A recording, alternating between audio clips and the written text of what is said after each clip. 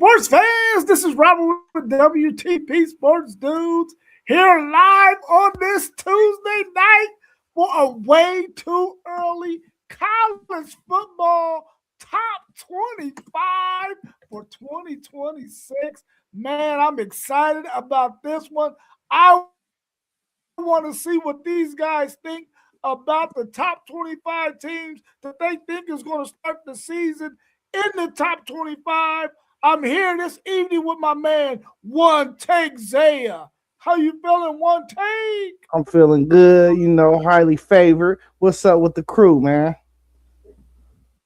Chilling, man, just chilling. I'm good. Good to see you. We also got our man, Post Game of the Post Game 86 podcast. How you feeling, Post Game? Hey, man, what's up with y'all? It's always a great thing to talk some college football, although we months away from the season starting. It's always a good time to talk a little college football. How y'all doing tonight? Doing good. We also got our man, SEC Sean. How you feeling, SEC Sean? Man, we good today. Y'all know me. I got one more sleep before I get my cars on that track, so I'm ready to roll. He said one more sleep. I feel you on that. I know you're super excited about that. Why don't you go ahead and kick us off real quick with story time, and then we'll get into some other things before we talk about this way too early college football top 25 for 2026. So I had a buddy of mine that was an atheist, and he was out in the woods walking, and all of a sudden he got started chasing by a bear. Man, he take off on a run. Look back, bear catching him. He's still going. Look, the bear, he tripped. Bear right on top of him. Grab him with his left paw, bring up his right arm. And the guy said, "Oh my God, help me." And the guy, all of a sudden, everything stopped. God said, "You didn't believe in me for all this time. Now you want my help." He said, "You're right. That would be pretty hypocritical of me. But can you do me one favor and then make the bear a Christian?" He said, "I can do that." So he made the bear a Christian. The bear came back, took his paw off, put his hands together, and the bear said, "Dear Lord, thank me for this meal I'm about to consume."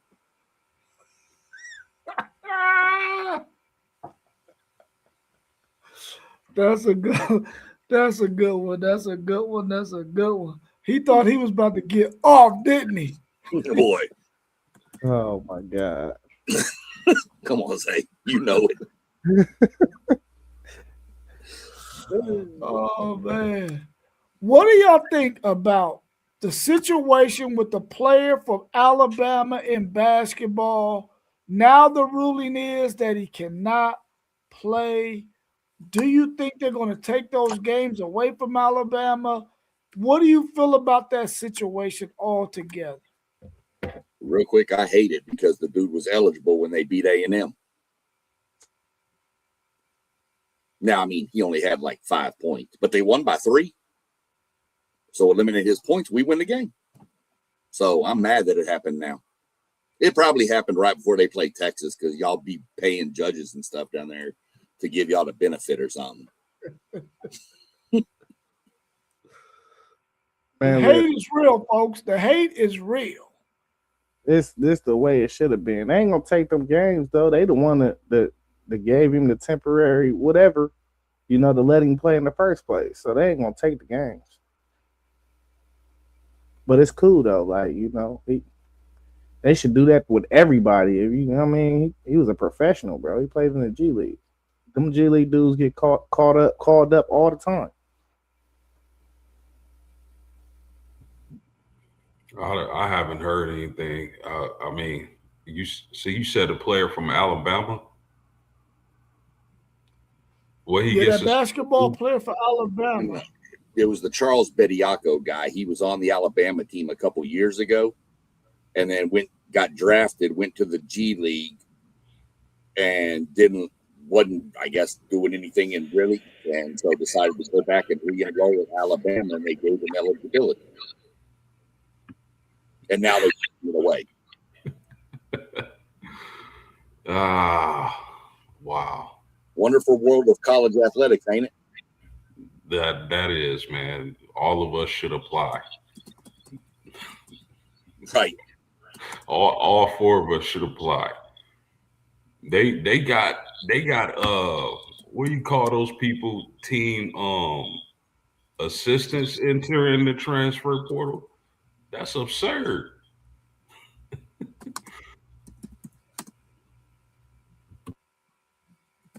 Yeah, that's nuts, man. My thing is, it never should have happened in the first place. He never should have been allowed to get any more eligibility to play. He played in the G League. That should be considered professional, which it is professional. And I really do believe that at some point, the NCAA is going to have to make a ruling on situations like this.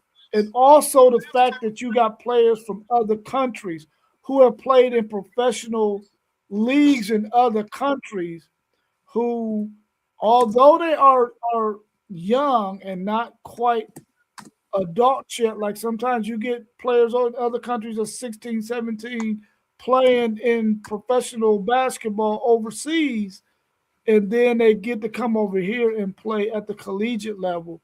I think anytime you start making professional money, that should go ahead and rule you out of playing any college sports. Unless your first, you shouldn't be able to play any college sports. NIL should be your first bag of money that you get. It shouldn't be, if you get some money playing professional sports, you shouldn't be allowed to play at any college. I don't care if you played when you were 16 and 17 years old. But I think the NCAA is going to have to make a ruling on that at some point.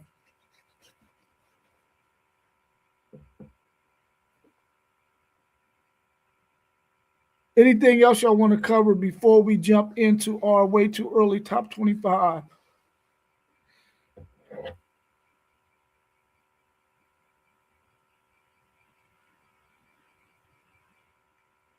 Okay. I think I had another question for y'all too, but it's going to come to my mind here in a little bit. Let me scroll through here and see what we got in the chat. Right, all right. Cool. What about that quick recap on that Kansas-Arizona game? Oh, yeah. Did any of y'all catch that game? I didn't catch that game last night. But Kansas ended up pulling it out at home over Arizona. I think they won by, 4? Was it 72-58, something like that? Without Peterson. Without Peterson, wow. Yeah, he didn't play. He had the flu. Yeah, man. That I told y'all that Kansas team is going to be scary in March. But they always end up losing in March, man. It's on some weird stuff. That's the only thing.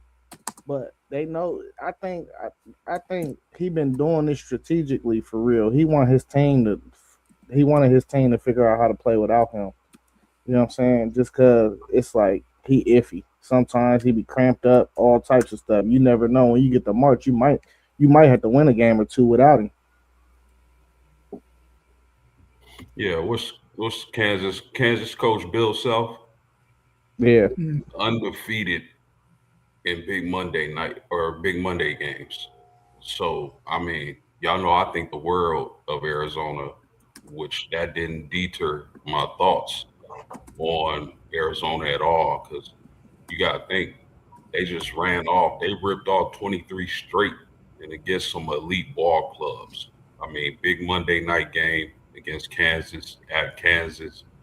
They bound to lose, but I mean, I felt like Kansas was really physical down low. I thought their bigs played very well and contained Arizona's bigs.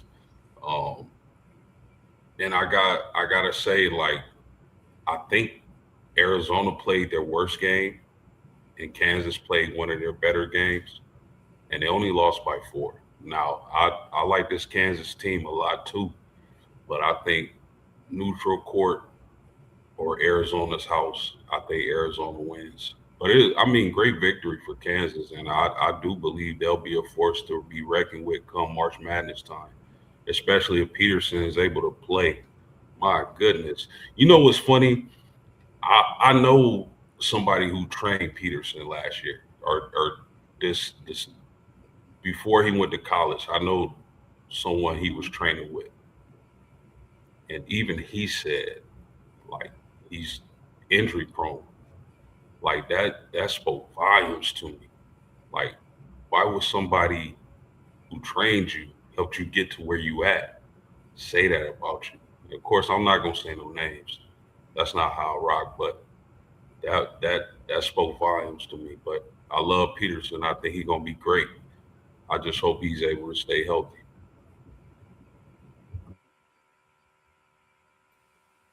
Yeah, I noticed, Arizona still to me is the team, but I will say Arizona's Big 12 schedule is backloaded heavy.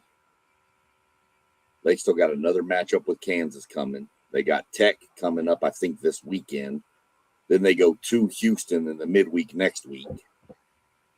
So, and then they got Iowa State, I think, in Arizona. So they're backloaded with all the big dogs of the Big 12s. But, I still think Arizona's the team to beat. Don't get me wrong. But if I'm Arizona, I'm kind of wishing I had a couple of these games maybe back in January at some point, spread this stuff out a little bit. But it is what it is.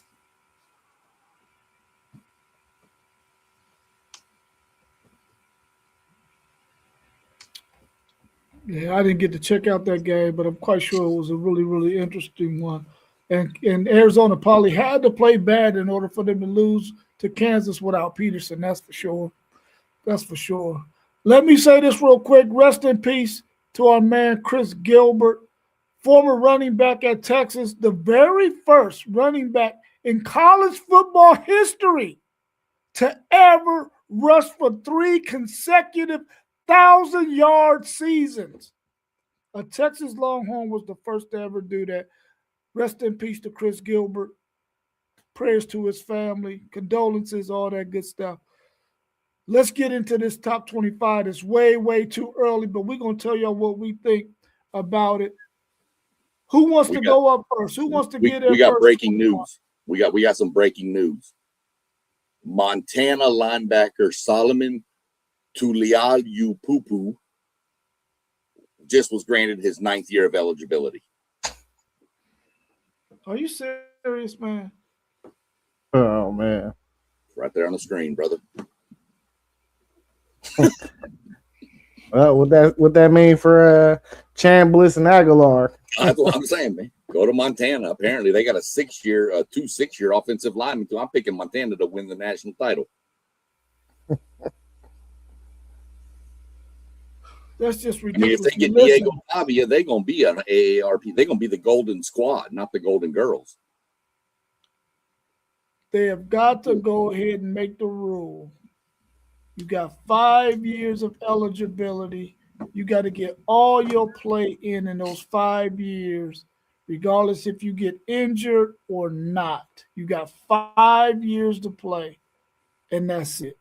That got to be the bottom line, man. That's the only way to fix this thing, I think, in my opinion, at this point. 5 years to play, college athletics, injuries or not, and it's over after 5. I'll jump through my list first real quick because just in case somebody else drops a list to me, I can sit back and type it. So why we don't do everybody 25 through 21? We can do that too. We can jump at 20, do everybody's 25 to 21, and then bounce back and forth. We can do that. Yeah, let's do that. Okay. So I'll throw mine up.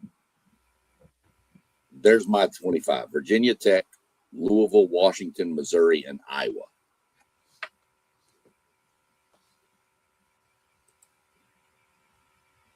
What convinced you to put Missouri in your top 25?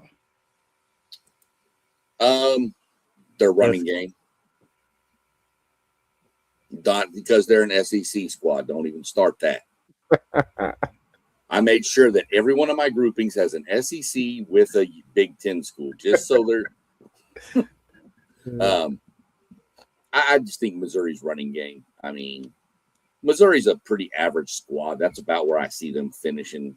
You know, they're going to be 9-3, 8-4, something like that almost every year, which is probably going to put you in that 22 to 23, 25 range. So that's why I threw them there. Iowa's number 221. That's not supposed to be 221. That's supposed to just be 21. The reason why I asked, because I was right on the fence with Missouri for my top 25, and I didn't give them the break because I felt like last year, even though they had them ranked to where they were with that running game, whenever they played the juggernauts, even though their quarterback did go down and they was on their fourth string quarterback at some point during that season, I just really didn't feel like they were a team that should have been ranked in the top 25. And I'm thinking that's probably going to be the case again this year, like it was this past season and the season before. So that's why I didn't quite put them in my top 25. Well, and my theory was 25 to 21 is kind of that team where you can kind of put some flyers, I think. Like, we don't know what Virginia Tech's going to be, but they did bring a lot of the kids from Penn State, which are pretty good recruits, and he's a good coach. So, you know, we'll see. And they're in probably the weaker of the football conferences, to be fair. So, that's why mine looks like that. I'll throw. Next one is going to be yours, Robert. Yeah, I have Virginia Tech at 25. I'm thinking that Franklin will be able to have that team ready to compete. He got a lot of players that he took away from Penn State and from their high school recruits too. So I think they're going to be a decent team. I couldn't see myself putting them any higher than 25 though. But I'm thinking off of Franklin's ability to coach, even though he had trouble winning the big games, I felt like 25 would be a good spot for them. I went with Florida at 24. I was on the fence with them too, just like I was Missouri, but I gave them a little bit of the benefit of the doubt. And I think that coach might be able to get them in the top 25. So I put them at 24. Houston, I put at 23. SMU at 22, and then I picked Tennessee at 21. I thought about putting Tennessee in my top 20, but I just couldn't do it because you really don't know what you're going to get out of Tennessee. I just think they'll be a good enough team to be in the top 25.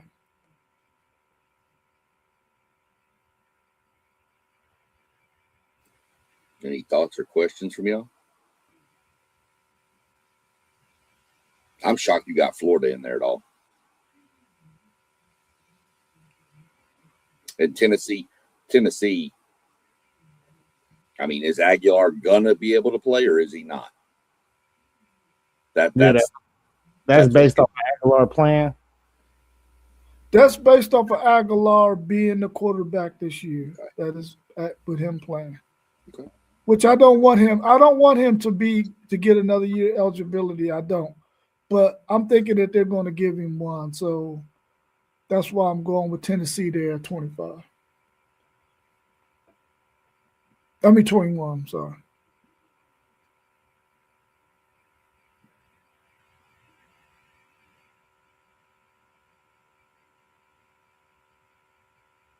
You're on mute, Sean. Sorry. Next, the post game, that's your 25. Yeah, I had Virginia 25, OK State 24, Missouri 23, Washington 22, and Tennessee 21. I think Oklahoma State is a team that kind of stands out in my top 25 rankings. Really want to call them the North Texas Sooners, getting the transfer and the coaches from North Texas. I think they'll be able to make some noise this year. Virginia, I wanted to show them a little love. I think they brought back some stuff, and They made a run at the ACC title last year. Missouri, as SEC Sean stated, I like their running game. And Washington, of course, I might be too low on the Huskies, but I thought 22 was a good spot for them. Tennessee at 21, that's assuming Aguilera is able to play this season. So that was 25 and 21 for me. Yeah, I think I'm with you on Oklahoma State. They were outside. I left them outside just because I don't know how those transfers are going to translate from the group of 5 level, the American Conference, right? The American Athletic, isn't that what they're in? Yeah. To the Big 12. So we'll see, but they're in my 25 to 30 range to start the season probably. I was right on the fence with Oklahoma State as well, for the simple fact that they're going. The coach from North Texas is going to a conference where if you got offense and you can score some points, you can upset some teams and you can win some games. I'm telling you right now, if they would have had that same quarterback, I definitely would have had them in my top 25 for sure. But they was right on the outside of my top 25 because I don't know what their quarterback play is going to be, even though I got a lot of faith in that coach and the offensive style that he runs, especially in the Big 12.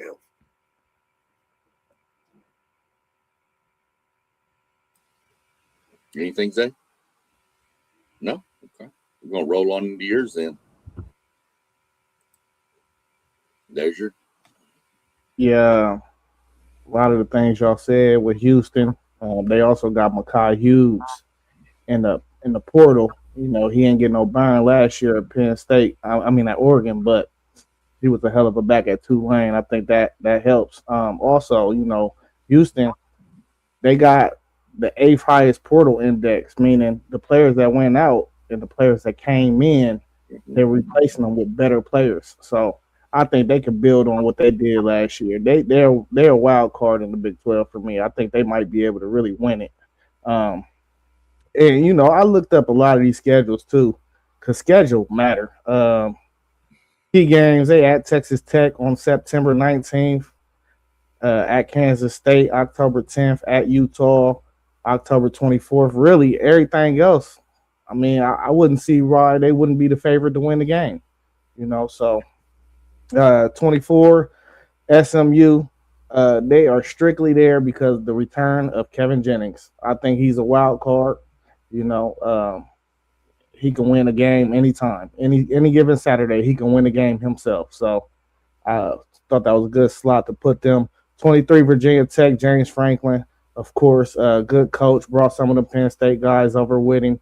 And you know, I think it's a drop down in competition too for him. So, you know, with some of the players he brought over, I really don't expect him to miss a beat for real. I think he'll win at least 8 games this year at bare minimum. 22 Iowa, it just seemed like a good spot to put Iowa. Just a steady program, you know what I mean? So at 21, I went Virginia. I like that they picked up Prbula in the portal. We'll see how the rest of this stuff round out. But once again, we all probably in agreement that the ACC is probably the worst Power 4 conference. It's not going to take a lot for you to be in the upper echelon in that conference. Yo, I can see that.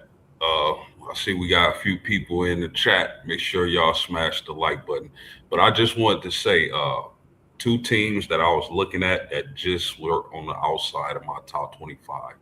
Arizona, I like their quarterback. I'm not even going to try to pronounce his name, but they went 9-4 last season. I think they deserve some consideration. And also Boise State. I think Boise State can bounce back this season and have a solid year, possibly win their conference. So those were 2 teams just outside the top 25 for me. X.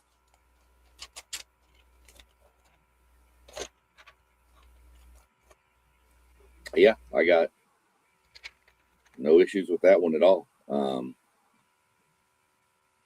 to see where I'm at here. We're just going to let you go again, Zay, move our way back up like a snake draft. That worked for everybody. Yep, that's cool. So, let me skip the wrong one. There we go. There's your 20 through 16. Yeah, I got Utah, Louisville, Washington, OU, and Bama. I like the ad that Louisville had with King Holtz. I think he's gonna ball out. I think that whole offense is built for him. That style of quarterback. Washington 18. I really kind of could have put Washington lower. They got a brutal schedule. I don't know if y'all seen their schedule, but it's gonna be a problem to get through that schedule. OU.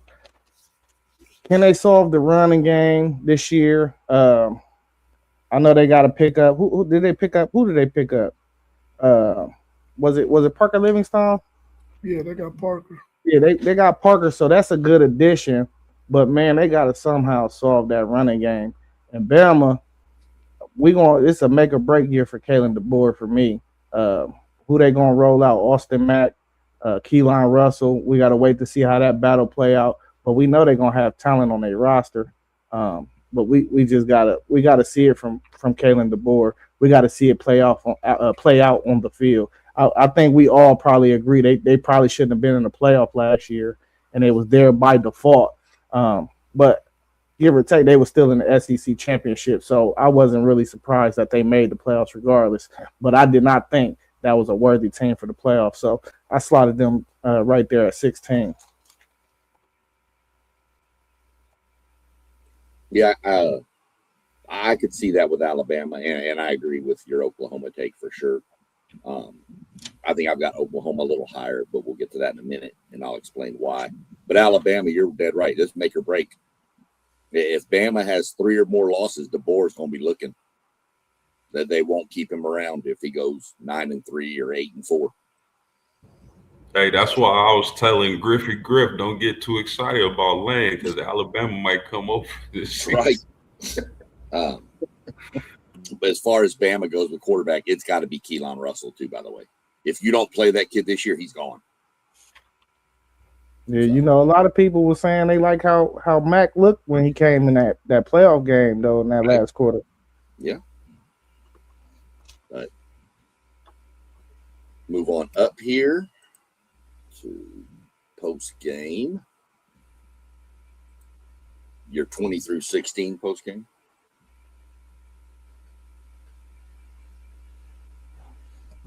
My bad. I got Utah, I got Bama, LSU, Mississippi, and SMU. Now, I don't think that what's my man name? Trinidad Chamberlain will be back for Mississippi this season. I'm not sure if it's official or not, but I don't think he'll be back. But this was based on me thinking that he would be back. But as I did a little more research, it doesn't look that way. SMU, I like SMU a lot for some of the same reasons that Zay got SMU in the top 25. Jennings and that offense could surprise and be very explosive and do some damage in the ACC conference. LSU, I got them a little high, I think, but that's because of all the talent and having Lane Kiffin and Charlie Weiss Jr. whipping up that offense in the kitchen. That could be dangerous, or they could need a year or two to get everything back on track at LSU. Alabama, I'm also not too sold on, but I just think out of respect, being in a playoff team, although I agree they probably shouldn't have been a playoff team. I had to show them a little bit of love and put them in my top 20. Now, Utah, probably, I think that's a team people may be sleeping on because they lost their coach. But I like Dampier, and I know they lost both of their tackles, but I think if Dampier is able to take another step and improve his passing, because we know he's a hell of a runner, I think Utah can do a little bit of damage this season. So that's my 20 through 16, fellas.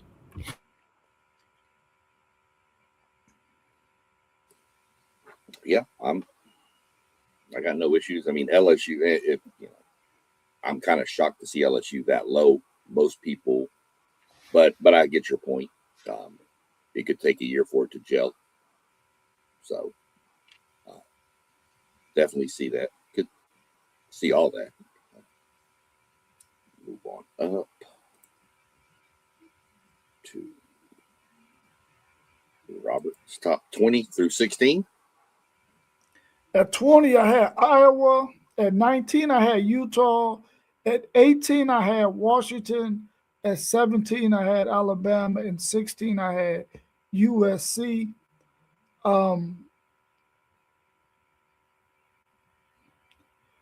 There's just a whole lot of uncertainty. I know Iowa's going to play really, really good defense. I just don't know if they're going to be able to score enough points. Otherwise, I probably would have put them higher because I know their defense is going to be solid. I just don't know what their offense is going to do. Utah, I feel like they're going to be a really solid team like they are all the time. It's just they lost their coach, but I think they're going to be okay this season. They're not going to be juggernauts and make it in the top 10 or in the top 15 like last year. But I thought 19 would be a good spot for them. Washington, like a man, one take Zay said, they got a really tough schedule. And if they can navigate that thing, they can be ranked higher than this 18 that I got them at. But I think that's going to be tough sledding for them. So I put them at number 18. 17, I got Bama. Just the uncertainty at the quarterback position, and you don't know if they're going to fix their run game. And their defense has started to fall off. Of course, they got the talent and the players, but it seems like Kellen DeBoer hasn't been able to get the most out of those guys. I really was a team that I felt like should not have been in the college football playoffs, even though they played in the SEC championship game, because I really felt like they were a team that was falling off towards the end of the season. They just happened to have a good enough record coming up on the last 2 or 3 games of the season. And at number 16, I got USC. I feel like offensively they could be really, really good. It's just the uncertainty about their defense, so I couldn't put them higher than 16.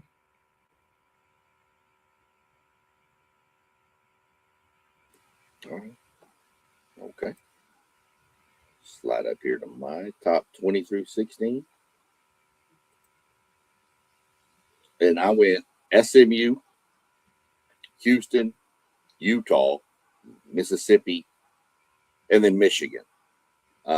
Michigan could have been a little bit higher probably, but I need to see something from Underwood before I move Michigan up a little bit. Plus a lot of the uncertainty and all the, I know the coaching stuff and all that stuff's got to play something to do with it. I think they came out of it pretty good, but I need to see more from Underwood before I bump them up a little bit higher.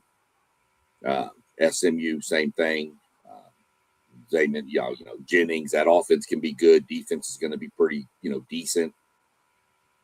They did make one big pickup I like. They picked up a tight end out of A&M, Theo Melanostrom, number 17 for A&M last year. He's now at SMU. Houston, they got a good portal haul. They also had the number 1 quarterback in the class committed to him this previous year, not in transfer, but the high school kid, Kelshawn Henderson, I think. Utah, lost their coach. Let's see what they can do. Mississippi, Chambliss, I put him there based on he's not going to play. And some people will say that's too high if he doesn't play, but Deuce Knight ain't no slouch. Deuce Knight's pretty good. So that's why I have my 20 through 16 right there. I see you got 5 ACC teams in the last 10, 16 through 25. Do you think any of those teams could have got into your top 15? Not right now. No.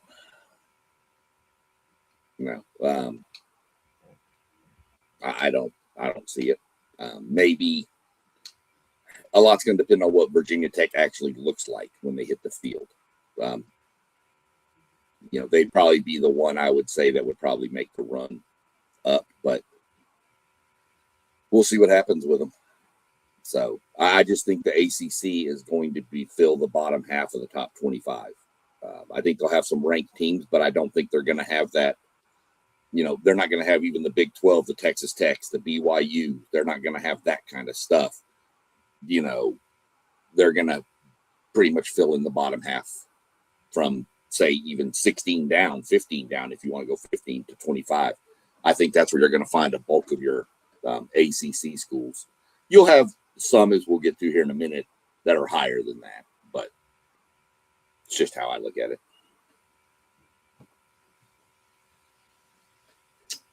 So my 15 through 11, this is where I slot Alabama.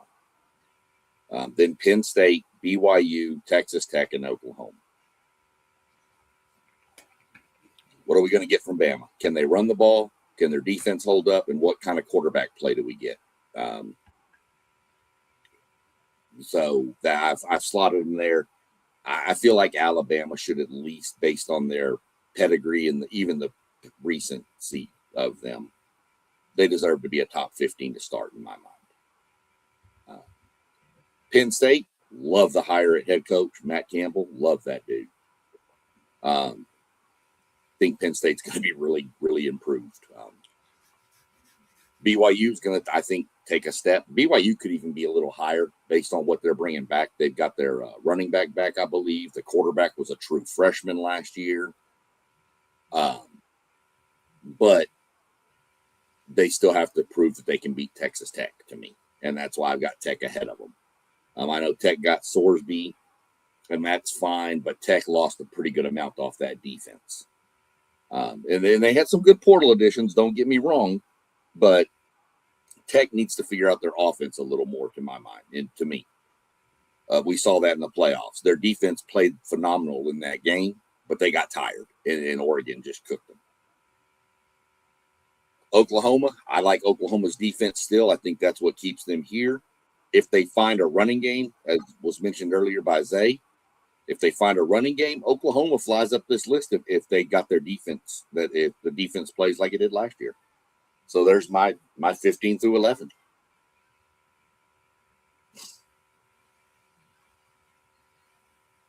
Yeah, I mean, you know, all these things, I feel like all these teams, once you get to like 15, they can really be thrown anywhere. These are teams that's pretty much firmly in the top 25. So I like your list.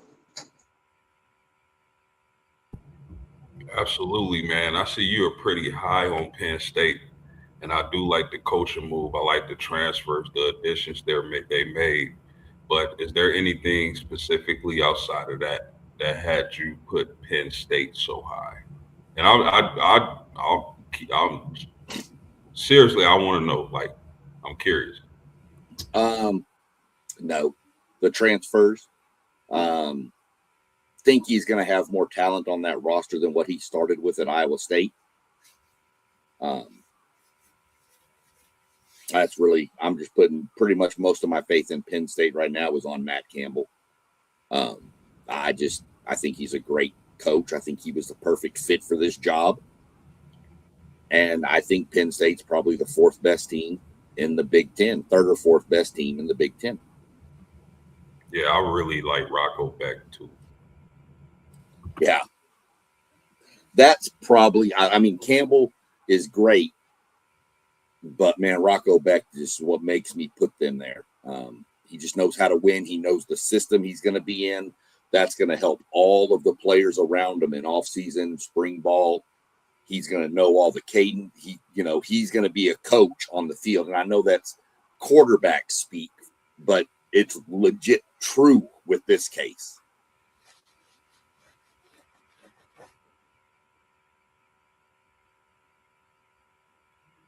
Roll on down here. Let me see. Should be Robert next with his 15 through 11. At 15, I had BYU. At 14, I had Penn State. At 13, I had Mississippi. At 12, I had Michigan. And 11, I had LSU. I really feel like BYU is probably going to be the second best team in the Big 12, which is going to allow them to have a higher ranking over some teams that they're probably not better than. If they were to face them, they would probably lose. But the fact that they're going to look like they're the second best team in the Big 12, I think 15 is probably about where they will fall. Penn State, because of Rocco Beck, is the only reason why I had them there. And I really do feel like Matt Campbell is a perfect Big Ten coach. The way he wants to play football fits the style of Big Ten football. And that's one of the reasons why I got them at 14. Ole Miss, I feel like they're going to have a lot of that talent back that they had the year before that did not go to LSU, and they've gotten some guys in the portal. They were able to keep their running back. I think they're going to be a pretty decent team, but I don't think they're going to have the kind of season they had last year, but I think they'll be good enough to be 13. Michigan, because of their quarterback, in another year older, I think they're going to be able to open up the system for him, because I think if they go back and look at what he did last year, when they allowed him to play, he did really, really well. He was able to make some plays. He was able to do things and look good. And I think this year they'll be able to open it up a little bit more for him, being that he'll be a second-year quarterback. So I really like that Michigan team, and they're going to play really good defense under Cal Whittingham. And at 11, we got LSU, who tore up the portal.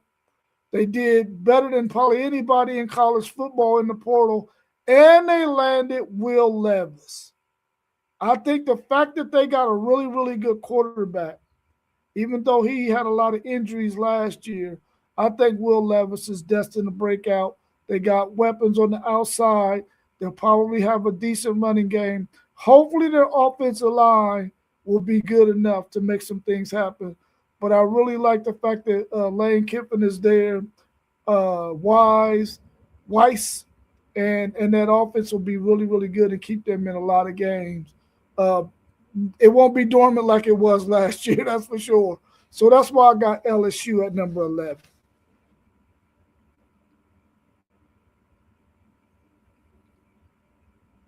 And keep Will Levis in Tennessee, man. That's Sam Levitt. Oh, yeah.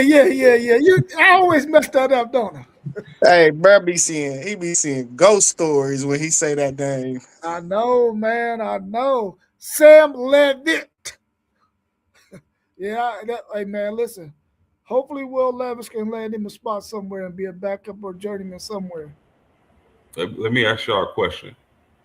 Just if y'all had to pick both of these quarterbacks who are available, and you can have your pick, would you take Levitt or Rocco Beck?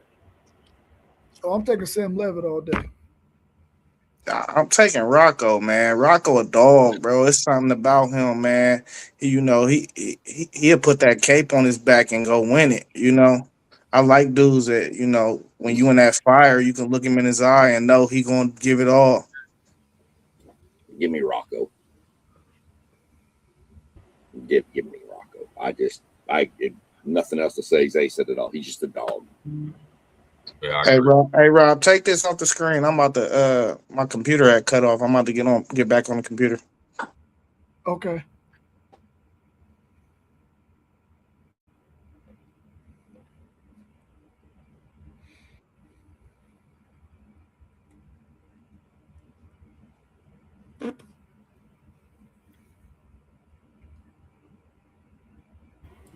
Post game 15 through 11 right there. Yeah, I got Louisville 15, Iowa 14, BYU 13, USC 12, Michigan 11. Fellas, I like this Louisville team, man. I like the Brown brothers. I think they're hell of a coaches. I like what they brought to Louisville and the stability they add to that program. I think Zay mentioned the quarterback from Ohio State, Lincoln Kingholz. I think he'll be solid. I think Brown at running back is going to be top 3 running back in the country. I like this Louisville team. They got a chance to make some noise in the ACC. Iowa, what more can I say, man? It's steak and potatoes. It seems like every year they find a way to be at least a threat. And they'll have a quarterback battle, head into the spring, head into the fall. We'll see who wins that job. BYU bringing back their coach, bringing back a lot of players. They got a tech problem. We'll see if they'll be able to overcome that. USC, I think is now or never. Well, I shouldn't say never, but USC is set up to finally make some noise ever since joining the Big Ten Conference. I like what they brought back, the type of play caller they got at head coach. They should be able to make some noise this year. They had the #1 recruiting class. And let me add, I think their #1 recruiting class is more from quantity than quality. I think they signed a truckload of players. And it's not a knock, but I think there were better high school recruiting classes this year than USC, but kudos to them. But I think they make a jump this year. Michigan at 11. I know some people may think that's kind of high, but I love what I believe Kyle Whittingham is going to bring to that program. We all know what they've been through. I think he's going to add some credibility to the locker room, some stability. Him getting a lot of transfers over from Utah. I think more so than talent, I think it's the culture that those players are going to bring to Michigan to help him turn it around. And we're going to find out if Underwood, which I believe he is going to make a jump. And I think he's with the right coach and coaching staff to kind of put him in position to make plays and put him in position to be a better quarterback. So I'm high on Michigan this year. That's my 15 through 11. So, quick question here. Kind of the same thing you hit me with Penn State. What, besides the steak and potato thing with Iowa, what makes you think Iowa's in the 14? Because you take their head coach, you know what he brings to the table consistently. I believe they're going to be able to run the ball and play that same stingy Iowa defense. Now, we're going to see who's going to win the quarterback job at Iowa. But, if we talking rankings going into next year, man, I just like Iowa, man. I like their style of play. I like how they play football. Midwest style. The Midwest got the last how many championships? 3? I believe that's going to continue, baby. No issues at all. Just was curiosity. I haven't seen their schedule. I haven't looked up theirs. They hit gold with the Big Ten. Did they? I know, Northwestern got killed. They got a 3-game stretch where they're at Michigan. Then they got Ohio State at home, and then they go to Washington. But outside of Iowa State in the early part of the season, man, they should win all those games. Okay, that's a plus then for sure. Yeah. Okay, no worries. Let's see here. Run down to your 15 through 11. Yeah, I went 15. I went Penn State. Another team that hit gold on their schedule. You looking at USC on the 10th of October. Then they go to Michigan, and then they're at Washington. So that's really the 3 games. That USC game probably would be the whiteout game. So you never know what happens on the whiteout games.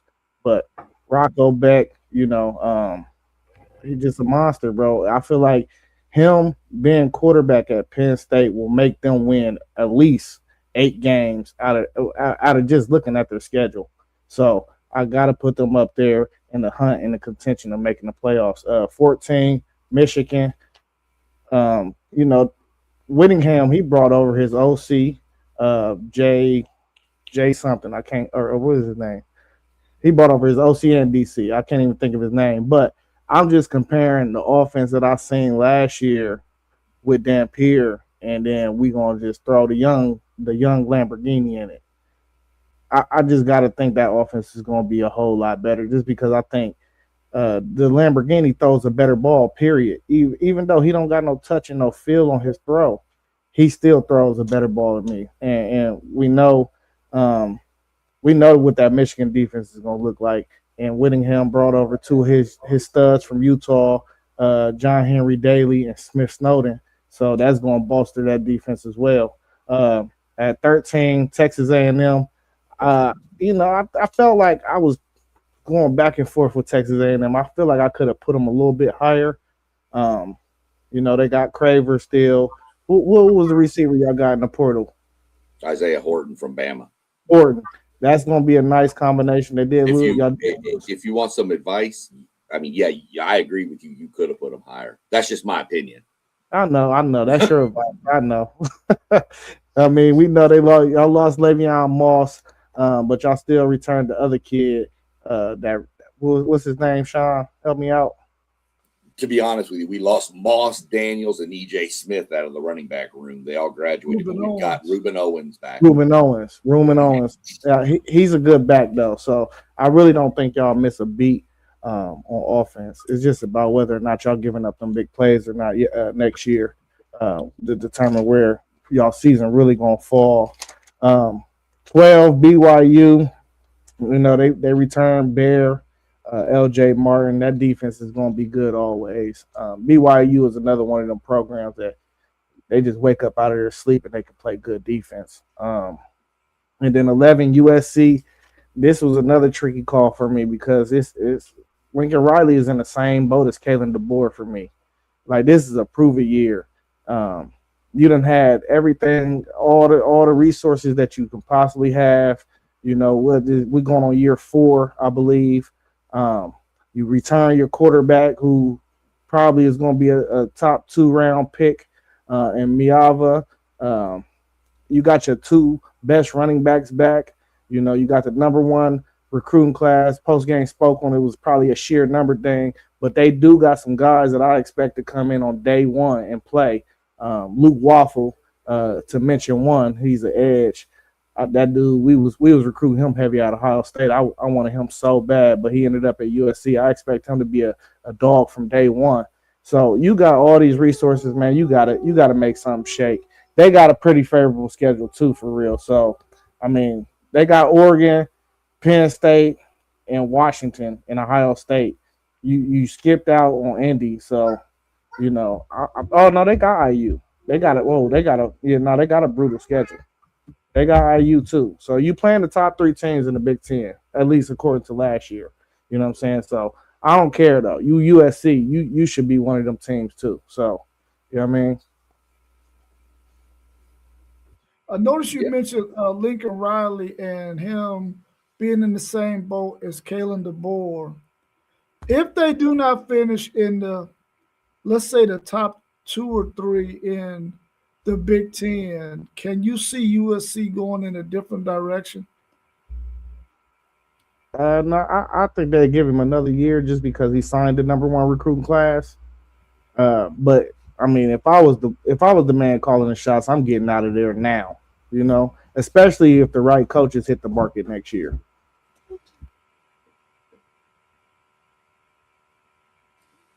Yep, 100%. Anything post on those or move on? You good? Yeah, I don't see anything wrong with this at all. Me neither. Well, I did, but we'll move on from that. All right, 10 through 6. This is probably going to be Big Ten heavy for all you people. Oh, this is me, ain't it? Yeah. It ain't Big Ten heavy, man. It's just how I feel, man. That's all. I got you. 10 Ole Miss. This is based off of Chambliss. I still think Chambliss is going to get an injunction just because I know they're appealing to state court. The judge might be Ole Miss alum. You know what I mean?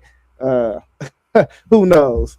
But LSU, when have I ever seen a bad Lane Kiffin offense? That defense was stellar. I don't think they should take too many steps back. I expect Lamar Brown to be playing defensive tackle and not offensive line next year. That's going to add to that firepower on that defense. Texas Tech, I like what they did with Sorsby. I think he adds a layer of mobility at the quarterback position. I think they're going to take a step back on that defensive line. They did get the Austin Trick dude from Miami of Ohio that was super ultra productive. I want to see if he's going to be productive on a higher level. But nevertheless, he got a high motor. Miami got Darian Mensah, of course. I expect him. He's my Heisman finalist to start the season. So, you know, that offense is going to be just explosive. I think as the year they had Cam Ward. You know, and I think they take a small step back on defense as well. I know they got Damian Wilson in the portal to replace Mesidor and Bang, but I don't think they're going to be as stout on that defense. I'm not to say they're going to be slouches. I just don't think they're going to be as strong on that defensive line, and I think that was the key to their playoff run. And then at 6, I got the defending national champions in Indiana. Really probably too low, but I want to see how it all meshed. They got a lot of new faces, but I do believe in Sig, and I do think he'll get them up to speed. So I slotted the national champs at 6. All right, I got no complaints with that. Let me ask you a question. Go right ahead. And I think I know the answer, but I'm gonna ask anyway, just for the heck of the podcast. Do you believe Mensa will be better than what's my man's name? Beck. Do you think this will be better than Beck? And if so, how did that affect where you rank Miami? Man, listen, Beck is terrible, bro. Like, hey, this is about to be night and day. We talking about a walking 35 touchdown, 6 interception type of kid, bro. I wouldn't be surprised really if Mensa was like the 1 or 2 quarterbacks off the board come the draft next year. But you know, they got the number 1 tackle as well. That's not the only reason why I put him there. They got the number 1 tackle as well, Jackson Cantwell. Ohio State was chasing. It was too much money on the board. And then they also grabbed who was it? It was another offensive. Oh, the dude that played receiver with Mensa, his number 1 target from Duke, came over. So not only do you got Malachi Tony, but you got somebody familiar with Mensa as well. So he had that blanket on him as well with somebody that he's already comfortable with.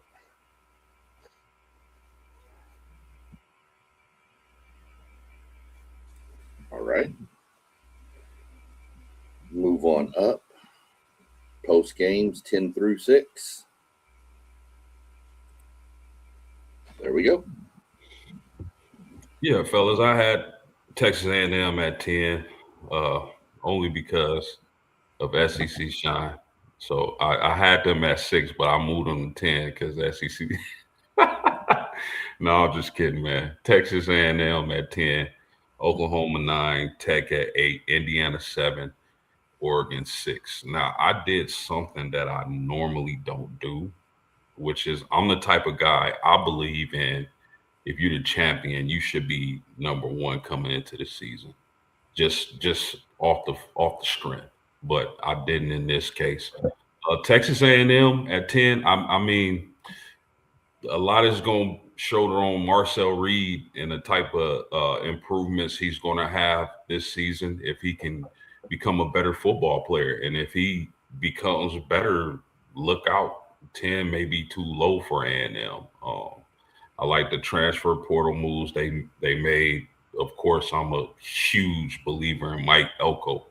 And then at 9, I had Oklahoma. And listen, man, I believe if Mateer is able to stay healthy, they'll do better than they did this past season.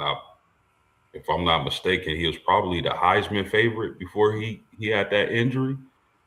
So I think, you know, a lot's going to ride on John Mateer, but to open the season, I believe they're a top 10 team. Texas Tech, listen, one thing about Tech, I believe, and a lot of people believe, they have the best general manager in college football.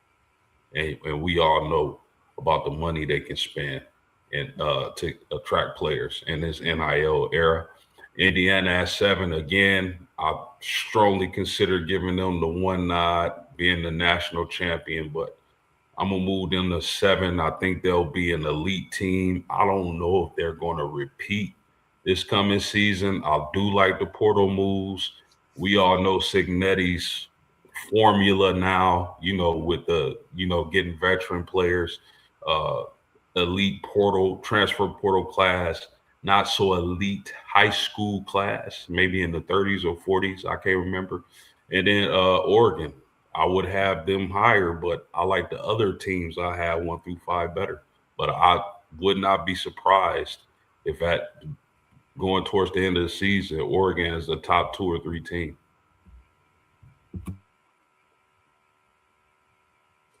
Yeah. Nothing there. You awake up there, Robert? Yeah, I'm awake. No, I'm just waiting ain't to heard from see. you. I'm just waiting to see his 1 through 5 because if he have I know he got my Texas boys ahead of them because if he would have had that behind Texas Tech or Texas A&M, I was gonna have to send him a nasty note in the text. Oh yeah, Rob. I don't got Texas in the top 25, man. He said Texas broke the salary cap, so they can't be ranked. Hey, that might be Texas Tech. Yeah, it might be. All right. Here's your 10 through 6. At 10, I had Oklahoma. At 9, I had Texas Tech. At 8, I had Miami. At 7, I had Texas A&M. And at 6, I had Indiana.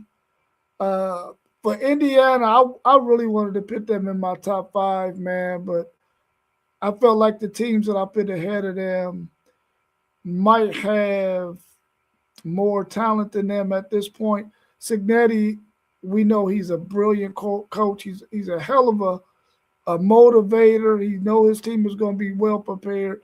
I just think they might take a step back this year, and so I had to put them outside of my top 5.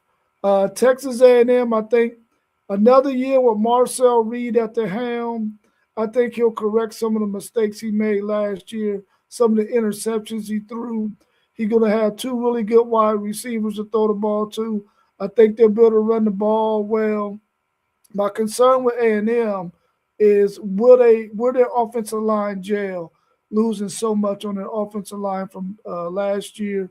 Miami, I think with Mensa, I think they're going to be right back where they were last year. I got them at number 8.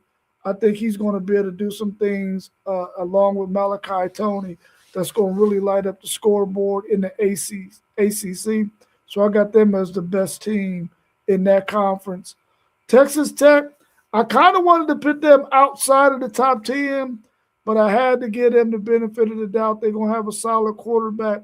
I think they spent well in the portal and in the high school recruiting. So I think they're deserving of a top 10 finish. But I ain't sold on Texas Tech. I ain't sold on them. But I know they're going to be the best team in the Big 12 because the Big 12 is not really going to be that good. And then at 10, I got Oklahoma. I think another year with Mateer, I think he's going to be able to make some things happen. They got some help at the wide receiver position with Parker Livingstone. I think they're going to have a better running game. They had a really young offensive line. I think these guys who played all of those games last year will be a lot better this year. And we know they're going to roll out a really, really good defense. So I got them at number 10.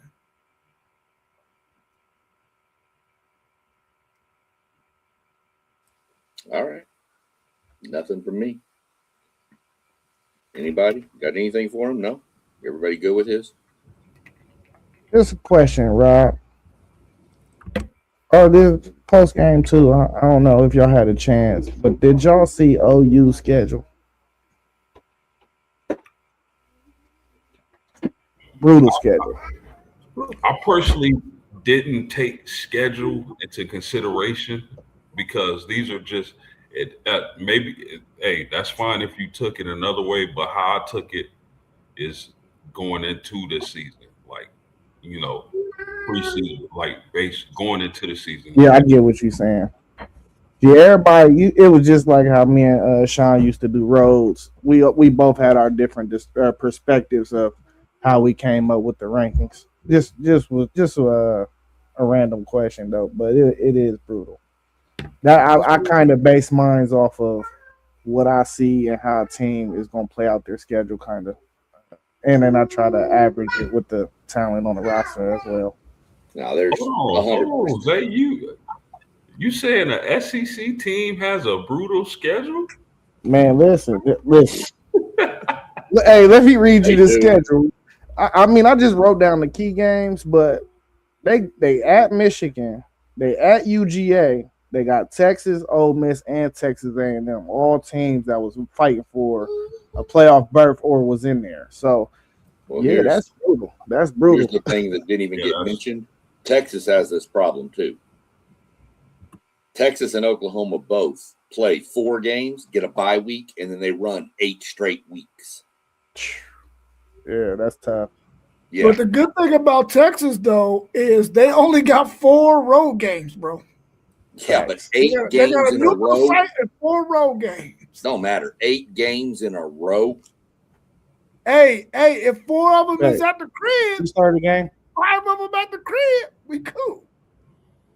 Hey, I ain't gonna front though. That's brutal. That is brutal. Yeah, it's cool. I just giving him some the Big Ten SEC thing. Yeah, he was giving me some smoke for the SEC.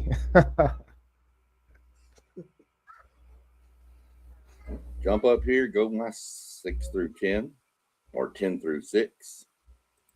So I went USC 10, LSU 9. I got us A&M number 8, Oregon 7, Miami 6. USC just super talented. The offense we know is going to do its thing. Concerns about the defense. I know you mentioned Waffle, Zay. I'm really going to watch that Booby Feaster. That kid is, man, he's going to be something dynamic. LSU got them 9. I mean, this is where I think LSU may end. I think LSU comes out of the gate and probably is like 3-1 after their first 4, maybe drops another one. And then I think LSU is that team that's going to get hot at the end when it all starts gelling together better. They've got to rebuild that offensive line. We took 2 of their offensive linemen are at A&M now. They're 2 tackles.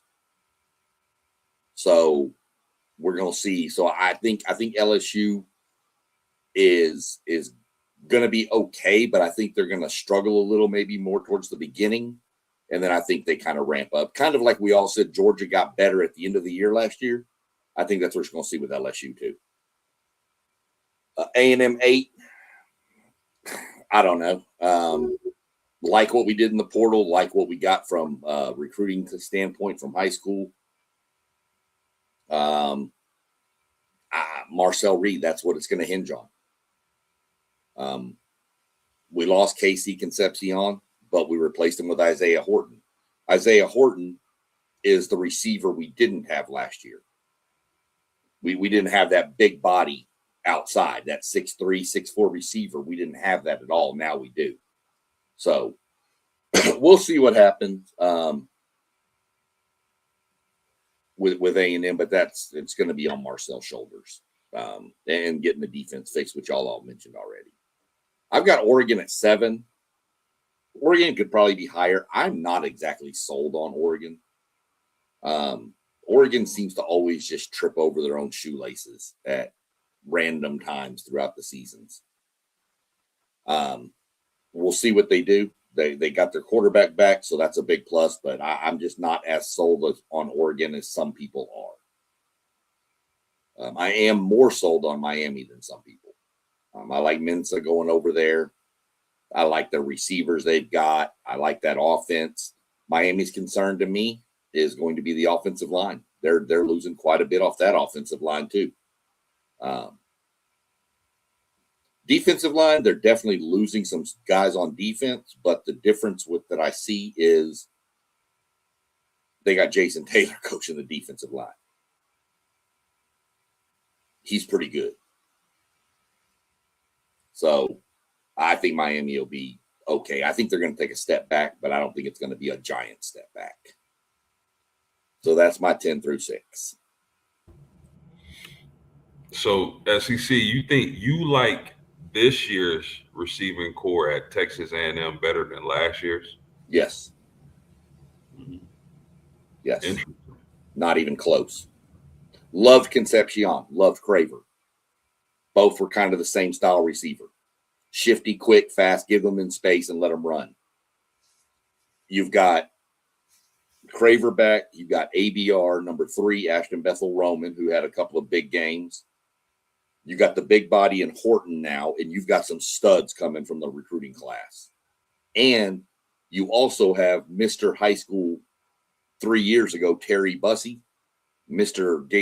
Texas High School Football Player of the Year from a little 2A school who ain't done nothing since he's been in College Station. He's got to have a breakout year coming up soon. So I will tell you a name to watch out for Texas A&M. It's a running back named Tiger Reardon, something like that. Watch that kid. That kid's a thumper. You gotta get his name right first so we can watch. I can't even, man. Look, I have trouble with my name. All right, so don't even start. That's my 10 through 6. My top 5: Georgia, Indiana, Ohio State, and Notre Dame. Oh, Texas. I don't know. I can't read it. I have trouble with names. Y'all already know that. So I can't read that number 2. It's fitting that they're number 2. I don't know. It's just what I'm looking at. I think Notre Dame is the number 1 team in the country going into it. I think Carr made massive strides last year from week 1 through. He only going to get better. They did lose running backs, but I don't think Notre Dame's going to struggle to find somebody to run the ball. I think the receivers are going to be better this year, and that defense is going to be good. You've got probably the best cornerback, shutdown corner in college football, in my mind. Texas, number 2. Texas got all the talent in the world. Can they put it together? Can they stay healthy? Can the offensive line for Texas be better? They got Cam Coleman out of the portal. Okay, number 1 receiver. That's good. Wingo's got to step up. He can't be dropping 12 passes a year. Sorry. Offensive line, like I said.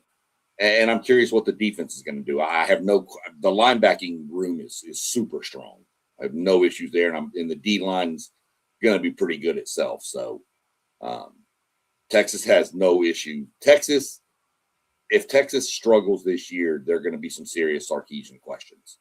This should be Texas's. Not saying they're going to win the national title, not saying they're even going to make the championship game. But if Texas does not make the playoffs this year, Sarkisian is going to be run out of Austin with this roster. Ohio State, to me, Ohio State needs to be top 5 damn near every year. Super talented roster, super talented team. Losing a bunch, but it's Ohio State. They're going to reload like all your bigger programs do.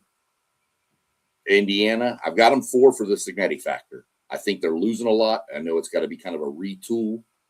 I trust Cignetti to retool it, so I've got them 4. I agree with what all y'all said about they should, to be the man, you got to beat the man, starting number 1. I don't think this era of college football is different. I need to see what he can do with a roster that he doesn't have coming from his old school. Georgia, number 5, to me, Georgia, Texas are the 2 big dogs in the SEC right now. I think Kirby Smart just has built the reputation as a coach that he deserves to be top 5 until proven otherwise. So there's my top 5. Pretty all good. 3 of y'all should be happy. I got all 3 of y'all schools in the top 5. Look at that. Y'all all kept me outside of the top 5. Here I am being nice to y'all. That's all right. I get it. No, I agree. Listen, I would not be surprised if Marcel Reed takes a step forward. Texas A&M is right where they were last season, top 5 team. We can say that about a bunch of these teams. Underwood up in Michigan. Yep. We could say it about a bunch of them. So It's justifiable. I didn't even put him in the top 5, so probably because I didn't want to be a homer and get called that by Zay.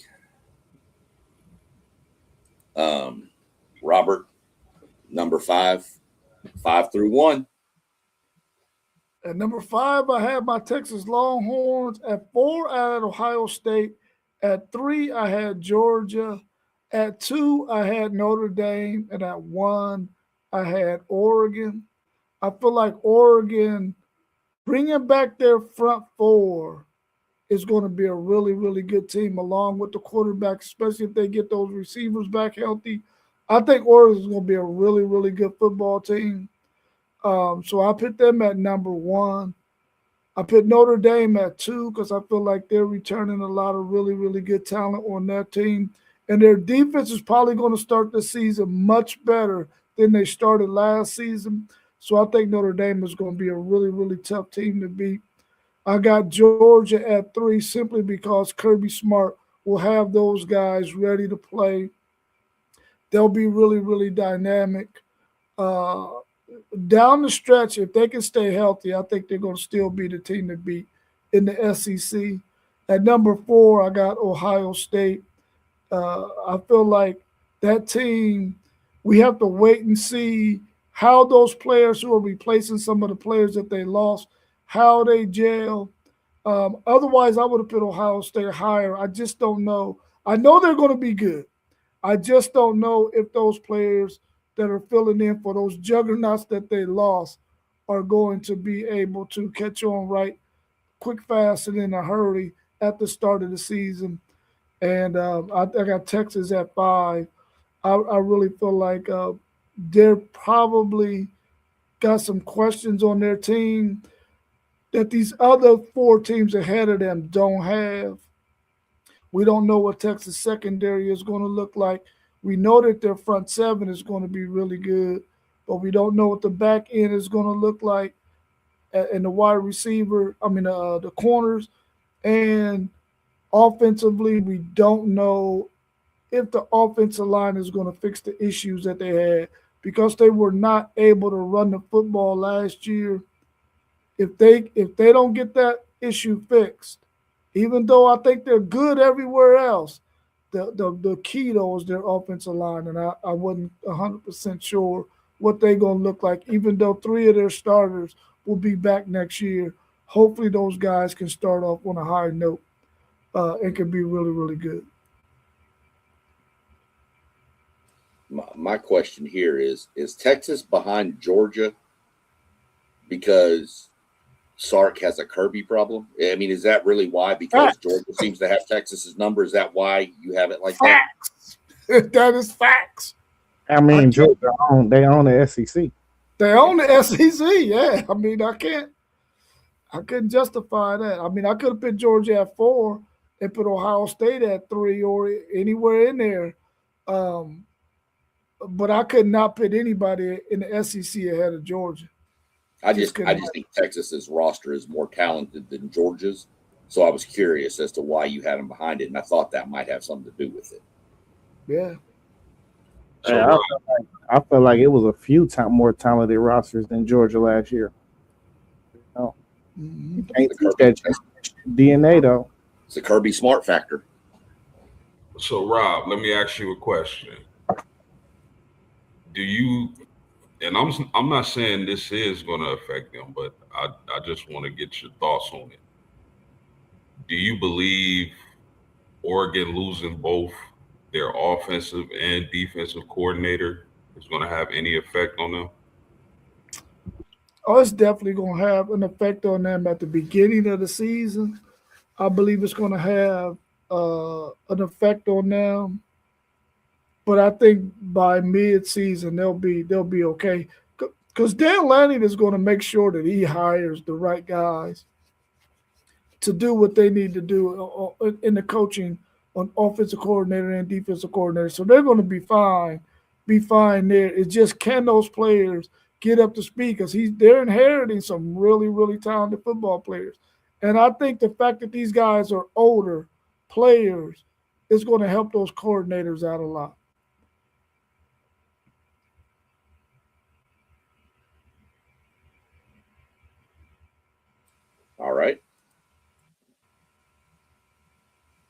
Moving on down.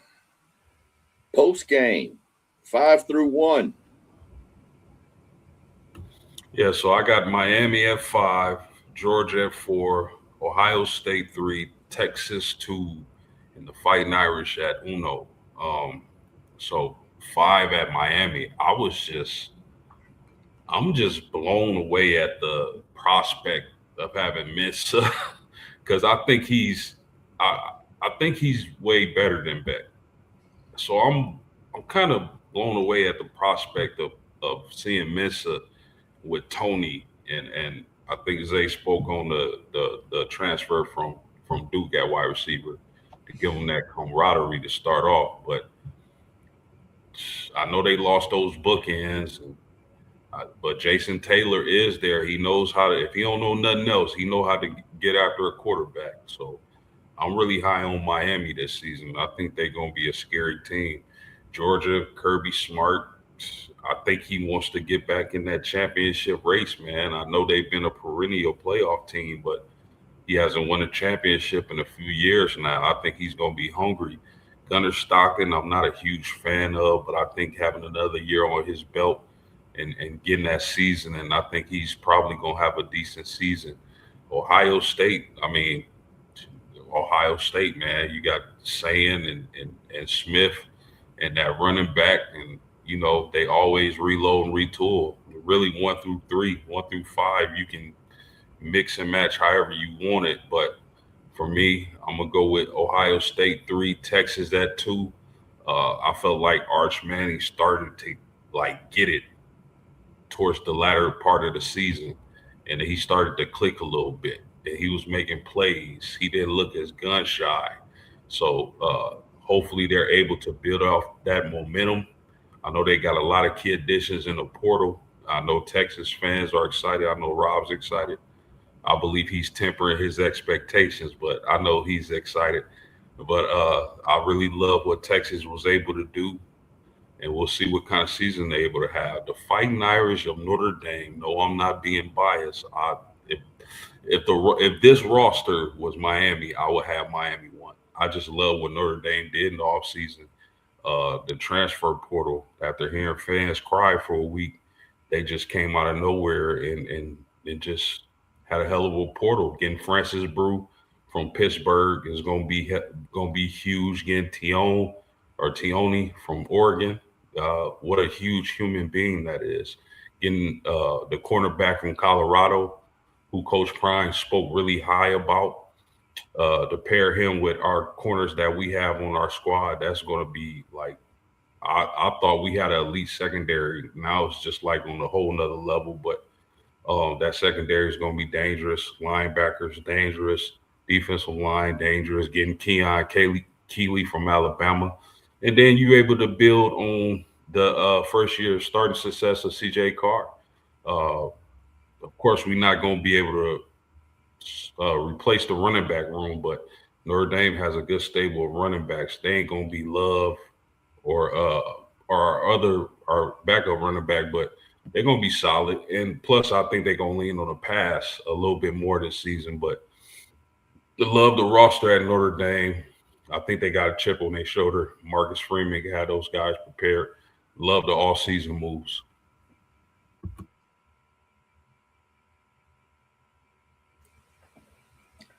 Nothing for me. Drop down in here to Zay. Top 5 right here. Oh, I was saying that was a good breakdown. It wasn't really no questions left. He he said it all. Yeah. But 5, Texas, outstanding portal haul. Raleigh Brown, Hollywood Smothers. They got the boy Melvin Siani from Wake Forest, who's probably going to come in and start right tackle for them. They could move probably Brandon Baker into the guard position, where I think he fits a little better. They got them other 3 returning starters. Now it's just about developing. And I think, Sean, you said it, man. Arch Manning just looked like he stopped caring at the end of the year, towards the end of the year. He just started just slinging the ball, like just letting it play. You feel me? It's the same sport he's been playing all his life. So I think any one of these teams right here can win it all coming into the year. 4, I went Notre Dame. The only pause for trepidation I got for Notre Dame is I felt like Jeremiah Love was so key to their offense, and to switch the style and lean a little more pass heavy, which I also think y'all will do. I gotta see it first. I just want to see it. You know what I'm saying? I'm one of them people. I want to see it first. Even though y'all did get one of our monsters, Quincy Porter, who I think is the best receiver in that room. Even knowing that y'all still got Greathouse, the other boy, and then Mylan Graham as well. And y'all got a couple other dudes over there that I like as well. And I think this is Notre Dame also got the best cornerback duo in the country. Only team that's going to rival them is my number one team, and I get to them. At 3, I got Ohio State. Listen, we reload. We lost a lot. We lost more off this team than we did the national championship team on defense. Just because a lot of those guys that we lost from the national championship team was like 3rd and 4th round picks. We're losing bona fide 1st and 2nd round dudes that it's just going to be tough to replace. I do think, though, we did well in the portal. I expect my secondary to take a small step back. It was a good retention to get Kenyatta Jackson to come back. I think the blow from losing Caden Curry and Cade McDonald will simmer down a little bit with that retention. But we got some guys that out of the portal that we need to see. The boy John Smith from UCF. I don't know yet. I gotta see him. I ain't really did no film study on him, so waiting to see that. Arthur Smith hire. I don't know how I feel about that because I didn't think we played well in 13 personnel last year. But I'm gonna trust Ryan Day. I keep saying it. When he hires somebody, I gotta stop questioning him because he don't miss. 2, I got Georgia, Stockton. I like the Isaiah Cannon pickup from Georgia Tech receiver. You pair him with Luke Humphreys. I think they can develop a couple more guys in that position room. You return both your running backs, was very key for them. Frazier and Chauncey. But this is the same Georgia team. Somebody gonna have to dethrone them before I let it go, and that's just how it's gonna go for me. Oregon, I heard post game mention the worry about the OC and the DC being replaced. I don't have as much worry because the OC was the co-OC for 4 years, and then the DC was a co-DC for 3 years. So they just promoted within. I don't think they really miss a beat. They're teaching all the same stuff. They get Evan Stewart back to pair with DeCorian Moore. They got running backs. They got linemen. They got everything on their team. And like Rob said, they return their front 4 on defense.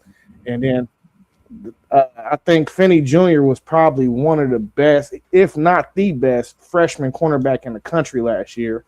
You pair him with Naeem Offord, and that's just a nice tandem. Both of them was freshmen. Finney played a little more than Offord, but Offord, when he was on the field, I thought he played well as well. So they just got 5-star dudes everywhere across the board, just like Notre Dame and Ohio State and Texas. All these teams in this group, for me, all got the same rosters. Like you splitting hairs. Now it's just coming down to who's going to execute and who's going, who's going to just take it there. So I like all these teams and their chances to win it and take it all this year.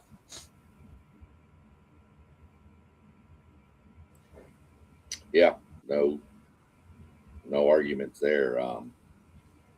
One thing we didn't mention about one of the teams, pretty much we all had in our top 5.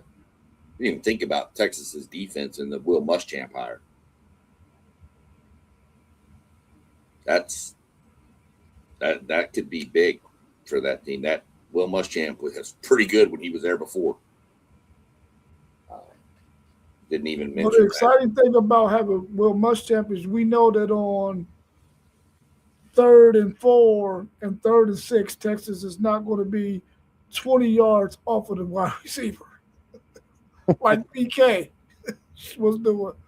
We know that ain't gonna happen. So that's gonna be the bright spot, I think, for Texas as far as having Will Muschamp there. They're gonna be a lot more aggressive, and I think the kind of players that they recruited, they're more man-to-man type corners than they are guys who are gonna want to sit in the zone.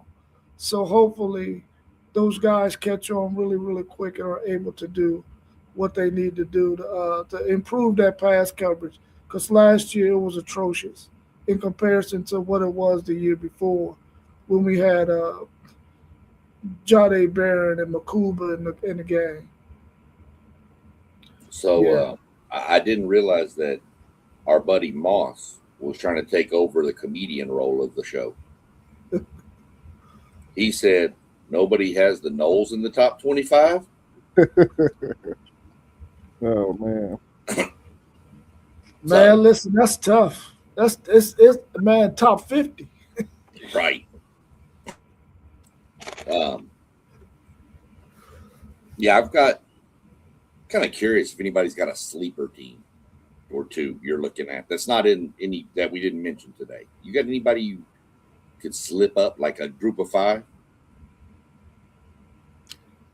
I tell you, my group of 5 is Hawaii. You better watch Hawaii, dude. They can put up some points, but can they stop anybody? Doesn't matter.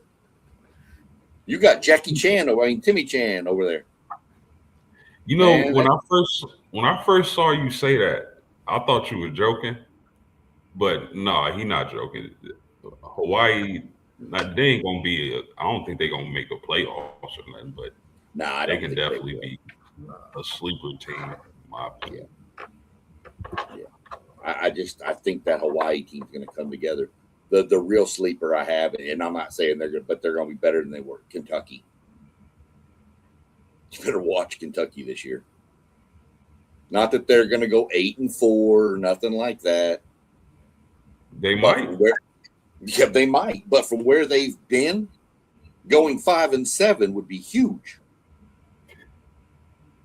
And that sounds terrible, but it's true. I think Kentucky is going to be something to watch. Yeah, my sleeper team, a team that I had like right outside of my top 25 was Vandy. They got the number 1 quarterback in the class. I don't know what huh? You? Vandy? Man, I'm Come a on. football head, man. I'm a football head, man. You Stop just doing. dogged Vandy so long last year that I got to. But I was on and off the bandwagon though. If you don't remember, you know what I'm saying? Pavia's still trying to get another year. Yeah, but even without Pavia, I don't think he'd get it. I think you slide Jared Curtis in there, and I don't think their schedule is too difficult to navigate if he can come in and ball like that number 1 quarterback ranking he got. Well, I mentioned Arizona and Boise State being right outside of my top 25. I think those are teams that can have sneaky good years. But let me ask y'all, what y'all think about UCLA? I've been hearing a lot of buzz about them this offseason. Been hearing it. They got a couple Buckeyes over there that hit the portal. I was considered in UCLA at number 25. I couldn't fix myself to put them any higher than that, but I really thought about them at 25. I like the way they finished their season. Well, they had a stretch run in the season during last year, and I think that if they could capitalize on that, they could be a really good team. They just happen to be in the freaking Big Ten, where we already know they got 5 or 6 teams that UCLA probably is not even going to be that close to even touching. So that's the only reason why I couldn't quite put them in my top 25. Yeah, I agree with that. I've heard buzz about them, but you move UCLA to the ACC and you get a lot more buzz out of them, I think. I just think where they're sitting is not going to do them any favors. I don't know what their schedule looks like, but you're in the Big Ten, so you're probably going to at least get 1 or 2 of the big dogs on your schedule. Yeah. Speaking of the ACC, I was the only one who did not have Louisville in my top 25. What can y'all tell me that I'm missing? Why? Tell me why y'all got them in y'all's top 25 and what I'm missing. Isaac Brown might be the best running back in the nation. Getting keyholes from Ohio State. And then the Browns, man. The Browns are hell of a coaches, man. I like what they building at Louisville. So I think Louisville's going to just line up and give it to you every game. I think they're just one of those teams. They don't, let's line up, let's play. I mean, not that they're as good as in Indiana, but it's kind of the same vibe where whatever, let's play. And the coaches are good. The running back's good. Their defense is opportunistic. They have to me, the defense has to make plays taking the ball away. But they did it last year. Yeah, listen, I like to navigate schedules. I think their schedule is very manageable, especially me knowing as a Buckeye guy what type of baller King Host is. You pair him and Isaac Brown together, man, that's a scary RPO. It is scary. Only thing I haven't checked two ACC teams in my top 25, so I might be tripping. I only had 3: Virginia, Miami, and Louisville. You ain't too far off. Oh, y'all had SMU, didn't y'all? Oh yeah, SMU. Yeah, that's right. 3. Yeah, I don't. Like I said with mine, I think I had the most ACC. I have to look back at post games. I haven't, but I know I had like 4 or 5 ACC teams in there. Like I said, they're all most of them are at the bottom of the pecking order. So, hey, I do want to mention, I think this is the year we'll probably see a 3-loss team make the playoffs. Didn't Bama have 3 losses? I mean, that was a conference championship. Okay. Oh, you saying going into regular season? Yeah, because just going through a few of the schedules, man, it's some teams that got such killer schedules that 3 losses is just not going to keep them out. I can agree with you on that because with the SEC, with the favoritism that they get and the fact that they went to a 9-game conference schedule, I could definitely see the committee giving them the benefit of the doubt with a team with 3 losses for sure. I mean, it can happen in the Big Ten too because it's going to be both of those conferences are going to be tough, bro. It's going to be possible with my Buckeyes, man. That's for sure. Your schedule is brutal, bro. It's brutal. If we don't win at Texas this year, we could very much well end up with 3 losses. Yeah, I'm running through our schedule. Our schedule's not real easy itself. Our advantage is we get our bye week late, so that helps us. But the only way a 3-loss team is getting in is it's a Big Ten or SEC. There's no you're not getting 3 losses from any other conference. Yeah, there's just that's no offense to anybody that watches this from any other conference. You're not getting a 3-loss ACC team or a 3-loss Big Ten or a Big 12 team in. You're just not going to happen. It's just not.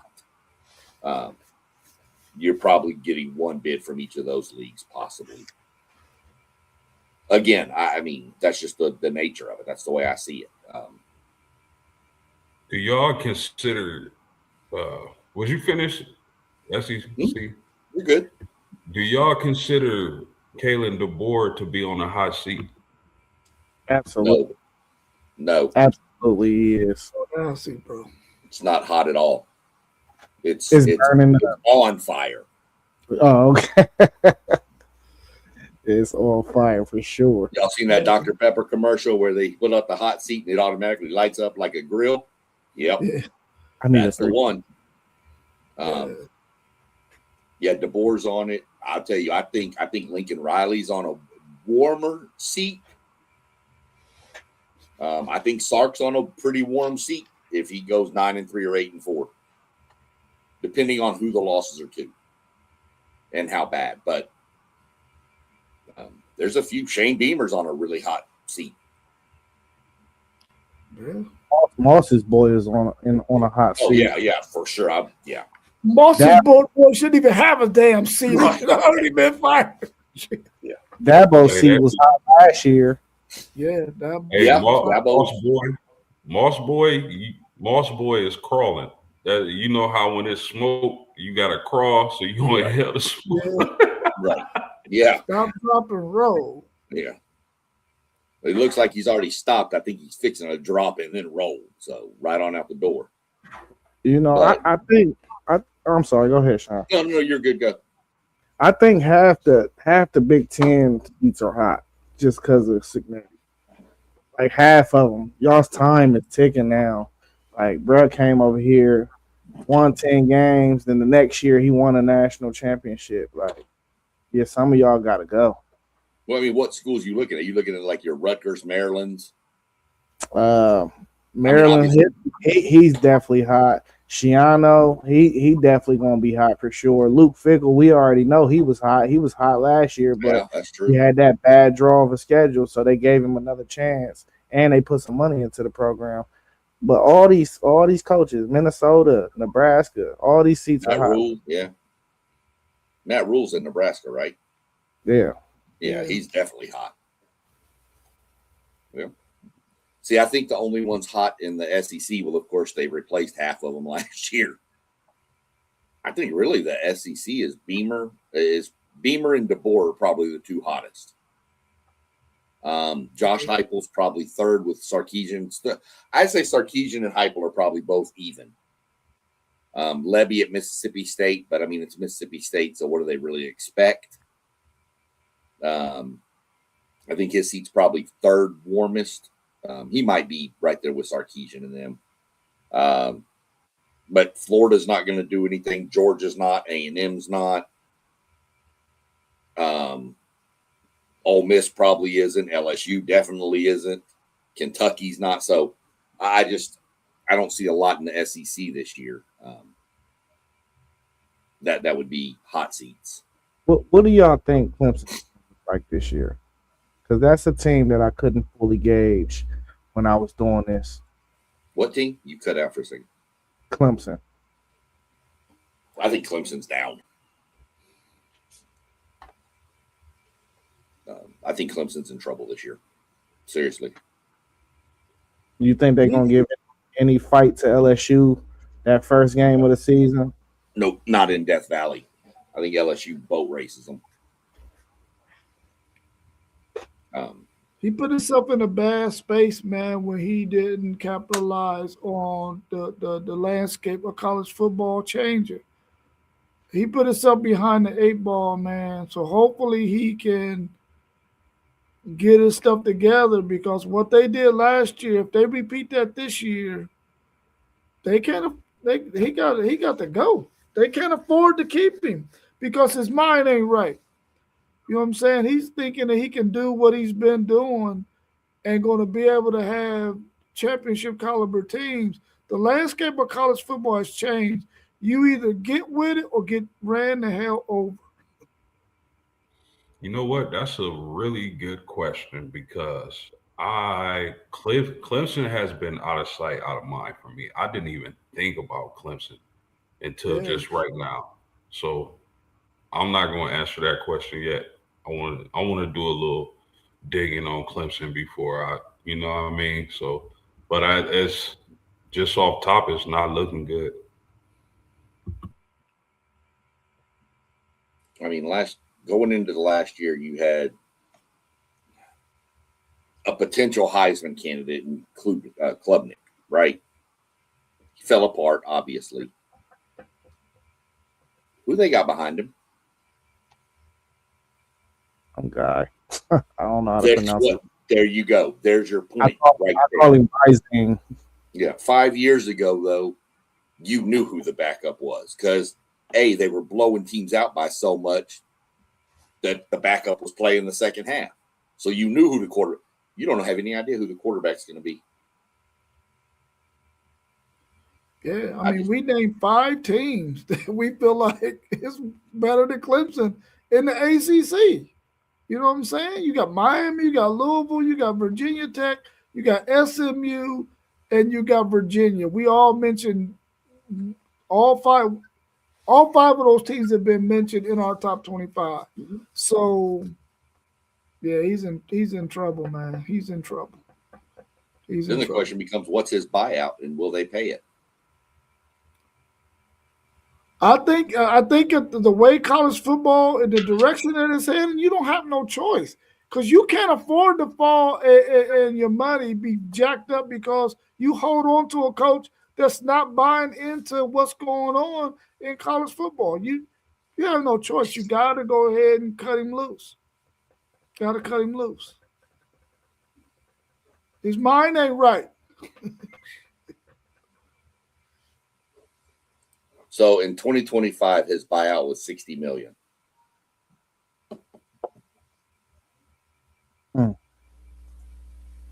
Yeah, they're gonna have to eat that. Yeah, Clemson ain't gonna pay that. I mean, A&M jumped and paid Jimbo $75 to leave, but I think A&M's got a little bit more money than Clemson does. Yeah, I don't see Clemson throwing. I don't see Clemson throwing that much money. I mean, if it was $60 million last year, let's just say it's $50 million this year. I mean, I don't know. I just think Clemson's done. I think Clemson had a good little run for a few years, and I think they're done until they get a new coach. That's more on par with the way college athletics is done now. You know, maybe their fan base might be okay as long as they're better than South Carolina. I don't know. Maybe they'll be okay with that. They're not going to be bragging rights in the state. They're not going to be though. South Carolina's going to beat the hell out of Clemson. South Carolina's pretty good this year. We'll see. I mean, Sellers back, Scott, or was it Dylan Scott? I think the edge rusher. You got Harbor back. So and they got a couple of old linemen. They got that one from NC State. South Carolina got some dudes. Not saying they're going to make the playoffs, but they'll beat the hell out of Clemson. Listen, none of us put them in the top 25. I'm real curious to see if the national media throws them into the top 25. But we're going to see if Dabo's plan works. See, he's all about developing guys, you know. So that'll be what the 2022 and 2023 class. Let's see. You know, I'm gonna do some research tonight because I'm like post game. I didn't even think about Clemson until I thought about LSU, and I just looked at their schedule on my paper, and I'm like, they got Clemson game 1. What is Clemson going to look like? Like, you know, but I mean, you heard about all this talent returning last year on Clemson, so it was eyeballs on them. Maybe these guys that was next up developed. Well, what are y'all? Yeah, you right about that. But what do y'all make of Lagway going to Baylor? I had Baylor in that 30 to 25 range as well. You know, and on my sheet, all these Big 12 teams that I got in my top 25, Baylor is a key game for me. If you drew Baylor, that's a key game. I don't think that's an easy win. If he can come back 100% healthy, man, DJ Lagway can be a monster, bro. But he has to be 100% healthy. They got to get a better defense. Did they fire their head coach? No. They still got Dave Aranda. He got to get a better defense and he's a defensive-minded guy. So hopefully they get a better defense that can stop somebody. But DJ Lagway, 100% healthy, he could be a problem in that Big 12. That's where I'm at is I think he went to the right conference for him. Yeah, we know Tech played good defense and stuff like that. Okay, we got a couple of schools, but we all know the Big 12 has been based about offense. defense optional. I think he's in the right color. Look what Sawyer Robertson did last year at Baylor. I mean, he was putting up killer numbers, and I think Lagway's better than him if healthy. And Florida didn't have a good offensive line last year either, real good. They were okay. They weren't really good. Florida had a lot of injuries too, but I just think Lagway's in the right spot in the right conference and the right team. He's going to get tons of support from the family members of his right there out of Willis. It's only about 2 hours outside of Waco. Mm-hmm. So he's back closer to home. I think it's a good move for him. I don't know if he's better than Sawyer though. You seen he was recruited not throwing that football, not throwing it. Yeah, you saying he was recruited as a Lamborghini, and we done seen the Lamborghini hit 150 on the highway, but we also seen the Lamborghini, miss a couple clutches too. So I think the jury is out. These 5-star quarterbacks get tricky. There's like a 50% hit rate. So we'll see how it plays out. But I definitely think him being somewhere he could sling the rock 40 times in a game is where he need to be. Yeah, I'm just, I'm basing it off, the jury is still out. I'm basing it off pure potential of the kid. What I've seen him play when he was in high school, watching him play numerous games. Yeah. That's what I'm looking. I'm looking for that DJ Lagway that I've seen play, not whatever version of DJ Lagway we had in Florida, which is a freshman. I scrapped that because that's a freshman in one of the 2 power conferences in football. Let's be real. It's hard to come in and be elite as a true freshman. And then I just don't think he was healthy at the beginning of last year. He missed all of spring ball, and you could see it. He had no rhythm with his receivers. He had really good rhythm with the LSU defensive backs. He was really good at finding them. But it's something about having to, because I kind of felt like they was putting a lot of save the Florida program on his shoulder too. I think he get the Baylor. Some of that pressure come off. You could just go ball, man. Just go ball. I think that's what he's looking for is roll the ball out. Let's pick it up and just start slinging it around like we used to. And I think that's going to help him a lot. We'll see. Yeah, I think the key for Lagway is going to be his health. I think Lagway has a lot of potential if he stays healthy. We're looking at a potential top 10 pick in the NFL draft, but he got to stay healthy. I do like the Baylor move. I agree with Zay that it does. I think it does take pressure off of him going to a school like Baylor, where the expectations probably aren't as high when you compare it to a school like Florida. But I think Lagway stay healthy, man. He gonna make some noise. Yeah. All right, y'all. We're coming up on about 2 hours, man. Y'all got anything else before we wrap it up?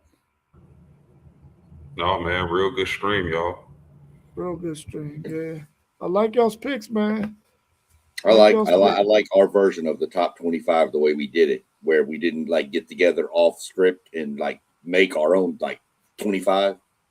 I like we had everybody to get a mixture of how everybody sees things. I like that. Yeah, we didn't make a composite of everybody. Right. Yeah. Right. Yeah. Well, that's cool. I mean, we could have just used mine. It'd have been fine. Hey, I don't know. We start plotting the NFL draft show too whenever y'all want to do that. We got some time, but beginning next month, we need to start getting that stuff together. Yeah, I'm going to be live at the NFL drive, so I'm going to jump in and out like that and give y'all some live what's happening, especially if I can get close up in the thing. Sure. Yeah. Hey, if y'all watch Wheel of Fortune, it's a NASCAR week on Wheel of Fortune. Yeah. Okay. I'm recording it. I'm just a sicko. All right, man. Y'all have a good rest of All y'all's right, y'all. evening, man. We'll be back again on. You coming on tomorrow, SEC show? No, tomorrow. If I pop on, it'll be a short after qualifying's done. Okay. So. All right, cool. Y'all enjoy the rest of y'all's evening. If we don't go on tomorrow, we'll definitely be back on Thursday with some more Thursday night forecast. We'll see y'all soon. Hit that like button, subscribe, share our videos, and continue to support us. We really do appreciate y'all. All right, y'all, we out. I'll catch y'all on the rebound. Peace. Peace out.